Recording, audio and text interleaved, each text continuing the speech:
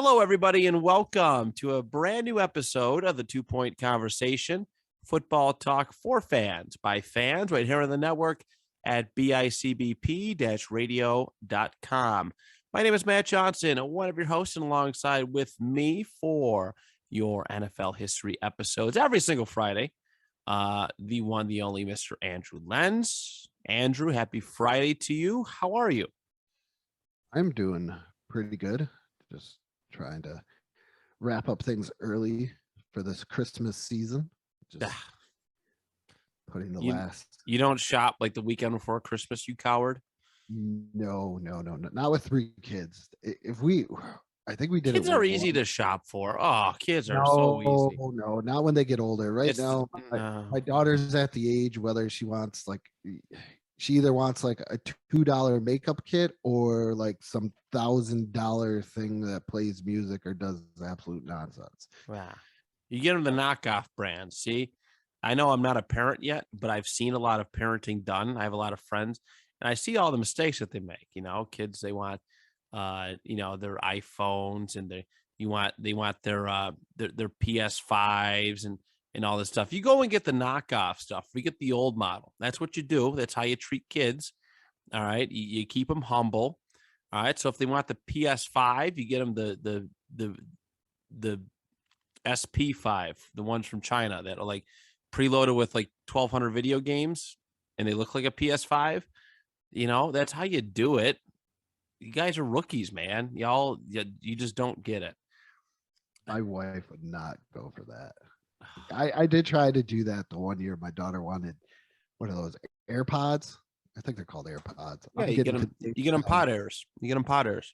Yeah, I try to get like the $20 ones off of Amazon, and she's like, "No, you can't do that." They and work the same. No, they're kind of the same. And she's like, "No." So I had to walk into Best Buy and get the Apple AirPods, and those things get left everywhere. Same thing. Just charged extra because they're from Apple. I think you'll see something different, but when it comes to my sons, it's a little bit different because I do want to not get them the knockoff stuff. When it comes to toys, like I don't want to get them Buster Ghost or something. I want to get them Ghostbuster stuff. You get them some Sergeant Joes instead of GI Joes. What's he got to know? He's not going to know any difference.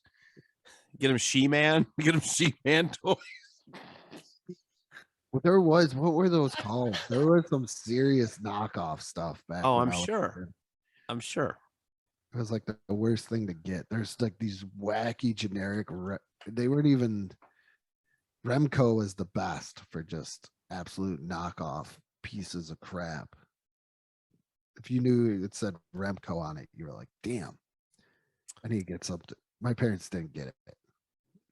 I love getting the knockoff Power Rangers and stuff as a kid. Oh yeah, that was good times. I can rant forever and ever, but you know what? One of the good things that we did get as kids, well, at least I got I got one that we're going to talk about today. Okay, so that's what we're doing today. We figure this month is it's December, it's Christmas time, everybody's favorite holiday. So we wanted to talk about some of the fun stuff, we actually haven't done like a fun, our episodes are fun, I would dare so say. But we haven't done like a fun stuff, like a non-football football month in probably since January or February. Maybe it's been that long. I think when we were doing the TV commercials, like the TV and of the cereal. I'm sorry to cut you off. Oh, we did do the cereal. That is right. But that was part of that month, though. That was all part of that month, though. So we wanted to do some of the fun stuff. All right, it is Christmas time. One of the most exciting things for me back in the day for growing up is when you open up presents from Santa Claus, from your parents, brother, sister, grandparents, whoever, and you have something like football related, right? I used to love when I'd open up a brand new football jersey. All right. One of the first football jerseys I can remember opening up under Christmas is, I had a Drew Bledsoe Bills jersey. But but those are the fun things. But for the rest of this month, we're going to talk about just some of those other little things. Not jerseys. We've talked jerseys. I don't ever want to talk jerseys again on this show. We've talked jerseys so much, but we're going to talk Nerf football today. We have some other fun ones we're going to talk about throughout the rest of the month. We're going to talk about football board games, like electronic football and that sort of thing. We're going to talk the McFarlanes and the starting lineup figures. We're going to combine those two for like a toy episode, which is going to be pretty cool. You grew up with these more so than I did, but the Hutch jerseys, the vintage Hutch jerseys, and where you can legit order like a little football jersey with a plastic helmet and all that jazz. The works. Everything. Huh? Oh, it was shoulder pads, the pants. Jesus. You What were a time to be alive. Even though it said don't use it that way, you still went out. You still did. It's like when they sold lightsabers at do not fight with these. It's a lightsaber from Star Wars. Of course I'm going to fight with it. And then we're going to I know we've touched this topic a little bit in the past, but we're going to talk football video games from over the years, not just Madden, but a little bit of everything. We've kind of hit on it. Not so much, they weren't so much informative episodes as they were like light discussion ones, and I want to do it right. So that's what we got in the slate. But today is Nerf football, a football that I would like to think that everybody kind of had. And if you didn't have it, you had a friend or a cousin, or you knew somebody who owned a Nerf football. What was your first experience with a Nerf football, if you can remember, Andrew? Jeez, I'm not even quite sure. I just know Nerf football was the nice, easy way of playing football, especially around houses and stuff like that. And then I was fortunate enough to come out when they were like, hey, just a regular football isn't cool enough. What can we put in it? Hey, let's put like a whistle in it.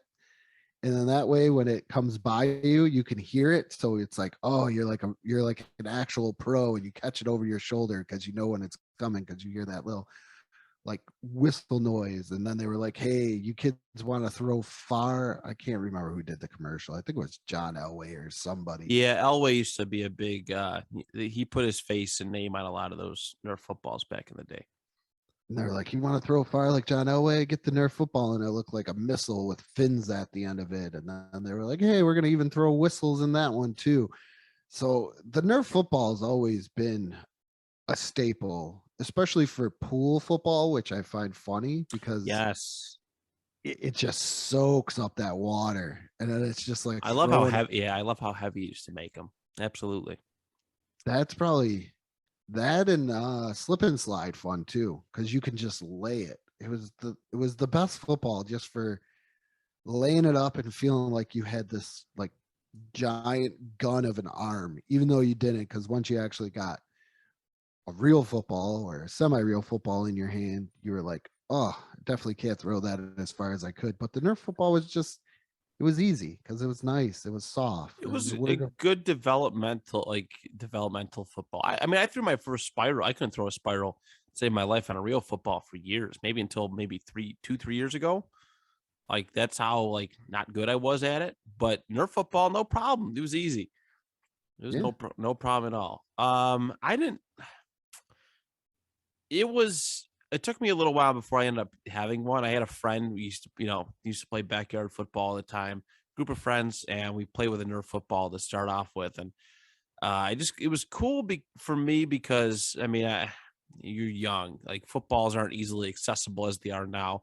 Right now, you can go to Five Below and get a football that's like decent. And you can throw around and use for stuff and things. But yeah, there's just something special about the Nerf football. I love the foam, the lightness to it. It wasn't dangerous. All right. I was an injury prone child. I can't tell you how many black eyes I got from baseballs and footballs, broken fingers, broken fingernails, all that stuff. Just getting hit in the groin, like getting hit in the balls with a football is not fun. It's pointed at the edge. You hit in the balls with the Nerf football, it's really not that bad. I kind of like it. I'm not. It's kind of. And that's the episode. Good night. But no, in all seriousness, it was just a cool invention. You know what I mean? They were destructive, right? Kids are destructive. You Mhm. don't want to give your kid the power to just an extra, like a weapon to destroy with, like in a football. So just hand them, give them this Nerf football. Things will be safe. They're fun. They're pretty accurate. Um, they're pretty accurate in as far as size, not weight, but size. You know what I mean? It was just a pretty fun way. I love the pool, the pool things. The whistlers were my favorite, though. We're gonna talk about like the history of where it all that came from, but or how they were released. But the whistle ones are my favorite. It just sounded cool to throw, right? And I'm a guy who likes to make sound effects when I do stuff. Like if I like back when I used to play like make believe and stuff. If I'm shooting a gun, I'm making gun noises, pew pew pew, like Star Wars, pew pew pew, and then just to have that whistling effect added to throwing a football, come on, nothing cooler, nothing cooler. Um, so yeah, Nerf football history, Nerf football. I know you got all the info lined up. I did a little bit of homework myself. Andrew, where did the origin of the Nerf football come from? First, we got to start with one of the pretty much the inventor of the Nerf football. We got to go with a kicker by the name of Fred Cox. And Fred Cox kind of got just put into the kicking category. He was a running back at the University of Pittsburgh, 4-year starter, gets drafted by the Cleveland Browns, and that's who he ended up with. He also got drafted in the AFL by the New York Titans, but nobody wanted to play for the Titans. So he goes to the Browns, and they're like, hey, we have Jim Brown, so we don't really need you to run the ball, but we could just use you to block. So he became a blocking back for Jim Brown, hurt his back, and then they were like, Paul Brown goes, hey, you want to be a kicker? He's like, yeah, well, they got one of the greatest kickers all time already on the roster in Lou the Toe Groza. So he kind of just got traded away because there's really no need for a kicker when you got Lou the Toe Groza. And so he ends up with the Vikings, and he does have a successful career with the Vikings. He was Vikings leading scorer, and everything else. He was the MVP for the Vikings in 1970. But it all happened on a day in around 1972 when a guy by the name of John Maddox comes to see Fred Coxon's back door and says, hey, I got this idea for a football kicking game for kids. And, something that they could play outside. And he said, well, what were you thinking for a ball? And the guy said, well, I'm something heavy, so you don't kick it out of the yard. Because once again, we all know if you've ever played any sport in a fenced yard, at some point, the ball is going to leave the yard. So he goes, well, what about something like foam rubber? And because if you're think about something kicking heavy. Well, think about kicking a Nerf football soaked with water. Is that really the best option? Absolutely. I mean, Fred Cox even told him, he said, you're going to have a bunch of kids with like sore legs, hobbling around. So that's probably not the best idea. No, that's the overall concept of having them not go out of the yard is pretty cool, Mhm. but yeah, it would be bad. It would be bad.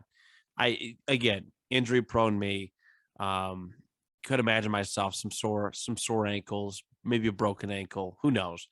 But I mean, I think I didn't realize. See, I didn't realize when it was invented. It was the concept was the field goal, like a backyard field goal thing, which I think is awesome. And I don't remember ever seeing those when I was growing up.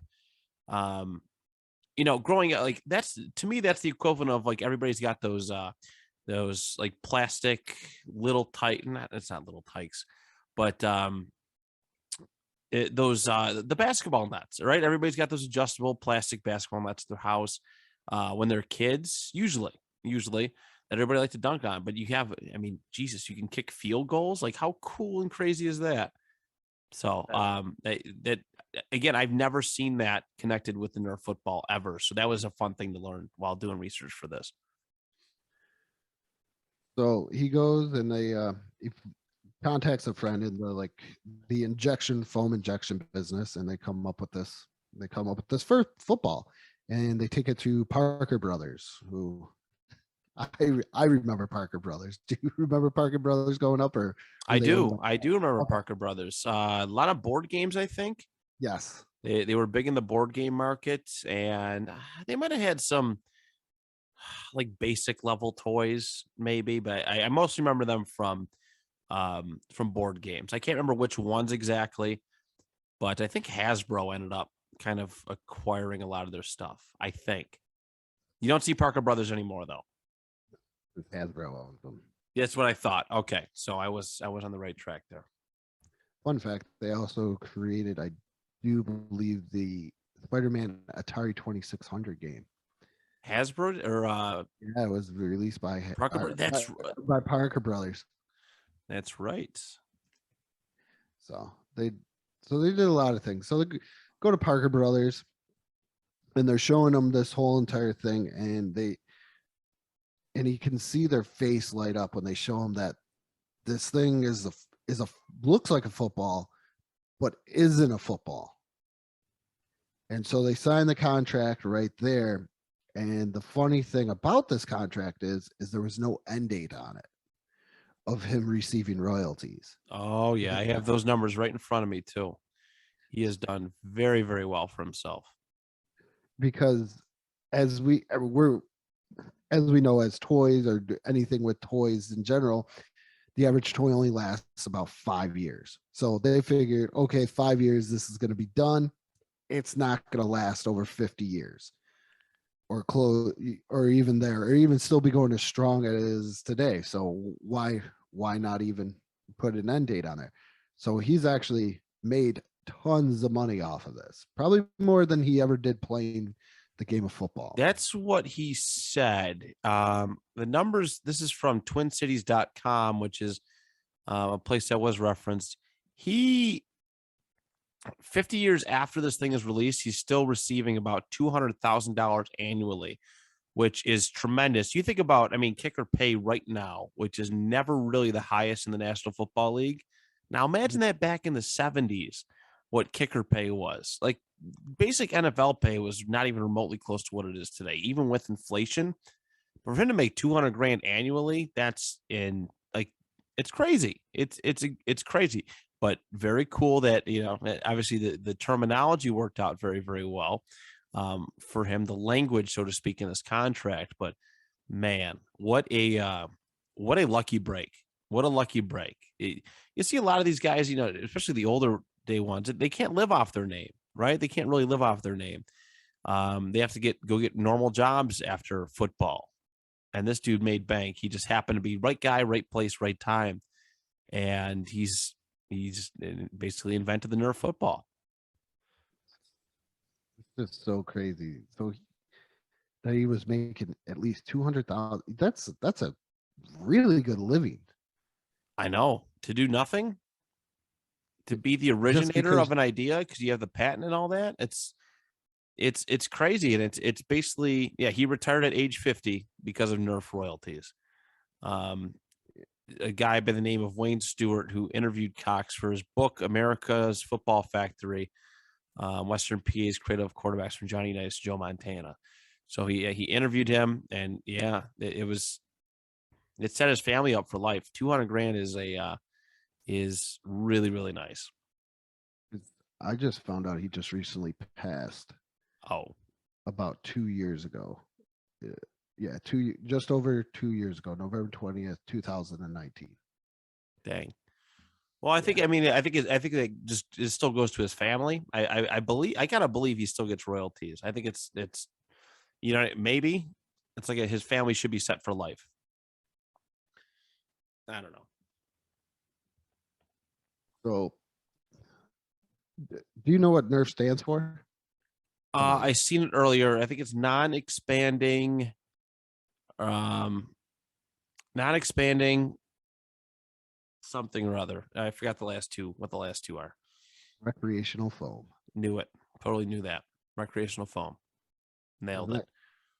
They had no idea about that either until we did the research. it? So I got a couple of like the variations that we've talked about.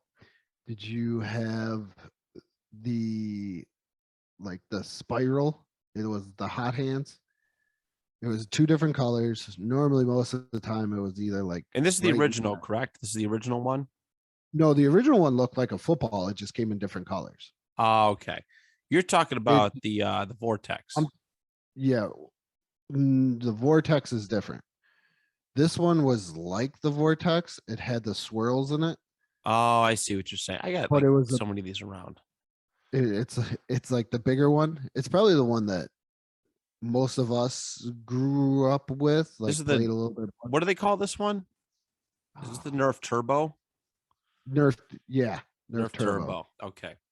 Yeah, I'm The looking Nerf, at it. I'm like, I like this picture just screams like my childhood. It's got like it's been replicated so much, but yeah, they do like split colors, like one part black, one part green, and there's like little grooves and stuff in it. It's supposed to make it more aerodynamic, I believe, is the logic in it.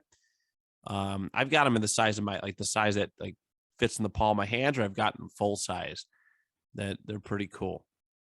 and then we have the Nerf Vortex in 1991. The screaming football called the Vortex. Yeah. Yeah, that was the one that It that one was was a crazy aerodynamic. This is it had like the tail on the back mhm. I to make it was like the actual football part was like just fit in the like the palm of your hands, but yeah, the I, Vortex it was had a cool little tail. I love the whistle. Love the whistle. this is probably my least favorite one. What, this version of it or this the concept in general? The version of it, the Vortex Howler, is probably my least favorite. I don't know what it is with it. I didn't like it because I don't think I like the tail Okay. because it's weird. It I think it's fun when you're playing catch, but when you're playing a game, it's you can't cradle it. You know, you can't do like where you cradle it and smush it in your arm and you do the high runs where you're like pumping your arms down the field, looking like Eric Dickerson going down, and you got the. I think that was my thing with this one. My son has not well not this one, but has the newer version of this, and for some reason, whenever I throw it, the ball automatically goes to the left. Like it won't go where I want it to. Oh So yeah. Yeah, if you mess with those tails, it's a wrap. so for me to throw it, I have to think about look off to the right and then throw it, and it normally just goes right to the left, right to them. So I What's what always gonna go with a with the. There's tons of different Yeah, there's a variations. couple different ones. 96 they did a the Vortex Mega Flight. That's the LA commercial. That's the LA commercial. There's a turbo. Oh, this one's pretty cool. Yeah, I like how they did it in Broncos colors too. That's pretty neat. I like it, and then also the box it says record throw over 90 yards by All Pro quarterback John Elway. So that's pretty neat. 1999, the Turbo Blast back ball. Did you have that? Do I have it? No, Did you ever have that? no. I had no friends, but I also did not have this. This Well, is kind of cool, though. This this is is what kind you of a would cool. need if you have no friends. I know, but I did not have this. This is kind of cool. I also, you know what? I didn't have a lot of hard surfaces to throw at, and I'm not going to go to like the school around the corner and throw at a wall by myself. If I would have hit this off my garage would have collapsed. Yeah. My son has something like this. It's called a pass back, but it's not this. And it's kind of fun when we go to his school and you rock it at a certain point and it just comes right back to you. Right. It's fun for a little bit, but it still doesn't take the place of catch. No. No, it doesn't. It never will. I still get together with like my brother or a friend, and I'm like, hey, let's just go to the football, throw the football around. I would rather do that than throw a football at a wall. Cool idea, but just not for me. Let's see. Oh, after that, looks like they teamed up with the Manning brothers, mostly Peyton. Yeah. But yeah, because this is right before Eli got drafted, I think, or right around the time he did. The Gyro Vortex. This one is probably my favorite design. Honestly, it's a Nerf football. It has ridges, which is like easy for grip, and it looks like really, really well done. I've never thrown that. I've never thrown the gyro. No, I like the. If this is what I think it is, I think this is called the Gyro. Using a Bleacher Report article. I've definitely thrown this one before. This is the name of it. It's got a picture of Peyton, Archie, and Eli holding footballs. It looks like they customized it, but yeah, it looks like a good sized ball. But if this is the name of it, and I've definitely played this one before. Is that a giant logo on Eli's ball? It is 2003. It is. So is the pitch? I wonder if the pitcher. Oh yeah, this is definitely it is the Peyton Manning Gyro Vortex. That's what it is. So yeah, no, I this is probably my favorite one. It's just a little more detailed. I think the ball is cooler to look at. Looks like you do. I mean, looks like you do team custom ones, but yeah, very comfortable ball to throw.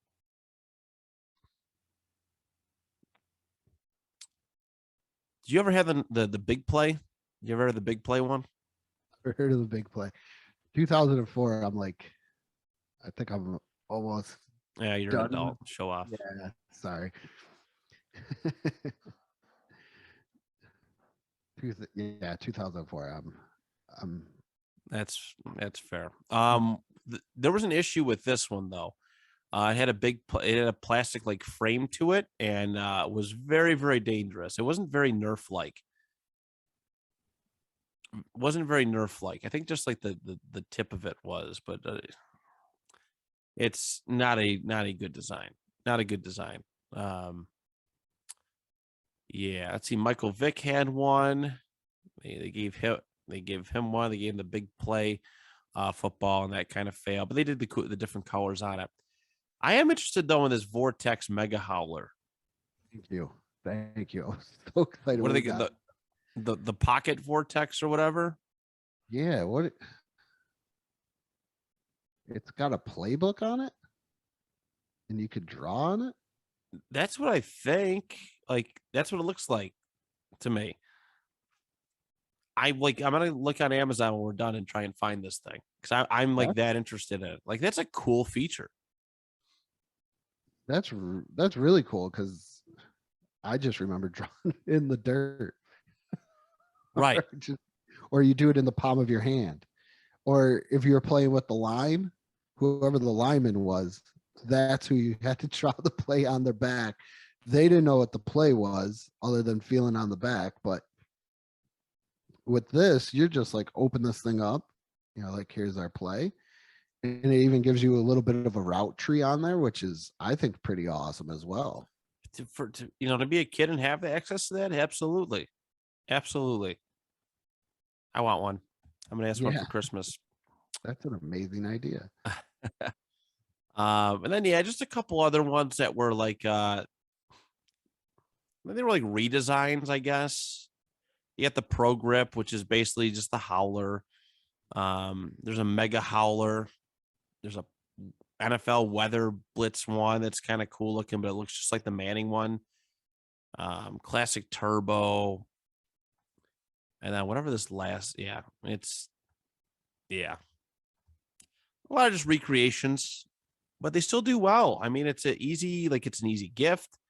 You see them everywhere you go. Beach house, like me and my family rented out a beach house down in the Outer Banks a couple years ago, and they were already there. Like it was, you just come in, you can just use whatever, and they had a little box thing by the swimming pool, and it just had Nerf stuff all over the place. So it's like it's such a common brand. It's a very common brand actually. I think this is definitely one of those things where this is your first football toy. Definitely 100%. Like we talked about in the beginning. There's this is the first thing you can give to a kid to throw around where they can throw instead of buying football. There was smaller footballs, but the Nerf was always up there. It's definitely, I came about this by knowing who the inventor was through NFL films, and Deion Sanders says this is definitely his number one toy ever in America. Oh yeah. Like for football, like this is the number one thing. I don't know too many kids that didn't have one or didn't play a game with one because it was just so easy. It was accessible. Uh, Even if you wanted to get your dog a football toy, I'm pretty sure that the foam is not the greatest thing for your dog. But even like a dog, you just throw it and it would just go and grab it and chew the crap out of it. And then you'd have to buy a new one. But Yeah. Yeah. I I knew people who used it to go play fetch with their pups, but and they never really got super destroyed. But there, you know what though, this is funny. There was always that you always went to that. There was always that one person who had like bite marks out of their Nerf football. Do you remember that? Like yes, they're very foam. Every single person like I knew had, not every single person, but there was always that one person. Everybody knows that one person who like bit off a part of their Nerf football, or you know what I mean, or their dog did. It was always one thing.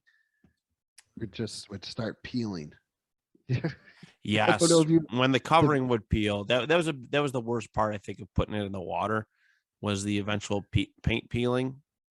But I always like the weathered look to it too. It's not too bad. I think it's definitely the perfect football for any kid. For sure. It's easy to throw, easy to catch, easy to hold on to. I don't think I've ever seen anybody fumble a Nerf football because it's just you just crunch it. Yeah, And it's the most perfect football gift that you can give to a child. I agree. I agree. And I can't believe was all invented by a kicker. That's the craziest thing. I know this dude he did well for himself. You think about that. 50. All right, so it was released in 72. We're now in 2021. Let's just say, for example, that they cut off payments after he passed away. That's like 48 years. You're set. You're set. I'd love to just sniff $200,000. That would be cool. But The funny thing though is too, like he made it in 72. You figure it takes about a year or two. So that gives you the 74. And he still played in 75, 76, and 77. yeah, let me just throw this Nerf money on top of my kicking money. Yeah, I don't know what the highest paid player was at the time or anything of that nature. But that's definitely some love of the game stuff. And this isn't like I'm gonna go to this isn't Minnesota now where you're like, oh, well, I'm in a dome, or if I go to Detroit, I'm in a dome. The only thing Chicago and Green Bay I got to worry about. Other than that, I'm mostly in a dome and everything else. No, he's outside in these cold, games. And he played like 17 years or close to it Right. from 63 to 77, around 15 years? And so why do it? But that's the love of the game. And he created the most iconic football toy ever. And most people know about him being a kicker than they do being the inventor of the Nerf football. Right. Yeah, I was just looking up. I just looked up some NFL numbers. So, back in 1970, the Players Association, they were trying really hard to get a minimum salary. And so minimum salary in 1970 was $9,000 for rookies and $10,000 for veterans. That's just the minimum, though. But in the 70s and 60s, 70s and stuff, like John Brody, who was in a bidding war with the AFL, he was making $35,000 a season in the National Football League. So you can only imagine. And John Brody's pretty, I would dare say he's pretty famous, right?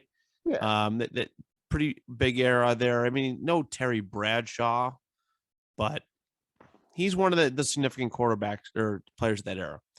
Can you imagine what a kicker's making at this point? He's probably making at least the league minimum for veterans. So maybe 15, 20 grand a year. That's crazy. It's so, I know it sounds so horrible, but the guy that came up with the idea of G.I. Joe sold his whole entire idea for $100,000 when he could have taken royalties like Fred Cox did, and Fred Cox was like, "No, I'm cool with the royalties." And they gave him royalties, and the guy that came up with the idea for GI Joe only got $100,000 out of the deal for his idea. Crazy, right? Just nuts. And he was also a licensed chiropractor in 19. He had a big year in 1972. Oh, Fred Cox did? Yeah, he had to. He had to. That's what they did back in the day. You had to have two jobs. Yeah, he made earnings of about $100,000 just from doing his chiropractic business and kicking footballs, and he was living good. He had a good life. Good for you, Fred Cox. Good for you. And all in his football career was almost over with the Browns. What a turnaround. Good for him. Good for him. But I think that's it. Is there anything else you wanted to add before we close up this episode? Nope, that is all. No, I think that was good. I think we got it through pretty thoroughly. Hope you all enjoyed it, man. The Nerf football in a bit of a nutshell, just a really cool invention, very cool toy, and one that's put a lot of smiles on kids' faces and, well, knocked some teeth out of other faces, but maybe, perhaps. No, it was gentle. It was gentle. Broken lamps. Yeah, that's the worst. That's the worst. But yeah, so that's it. Next week we're going to do the McFarlanes and the starting lineups. Just football. I guess the closest thing to football action figures we'll ever get, I would dare so say. But yeah, that is a wrap, everybody. Thank you so much. And on behalf of Andrew and I, till next time, the 2-point conversation is good. Green 18! Green 19! Hut! Green 3! Yeah, spot. Blue 58!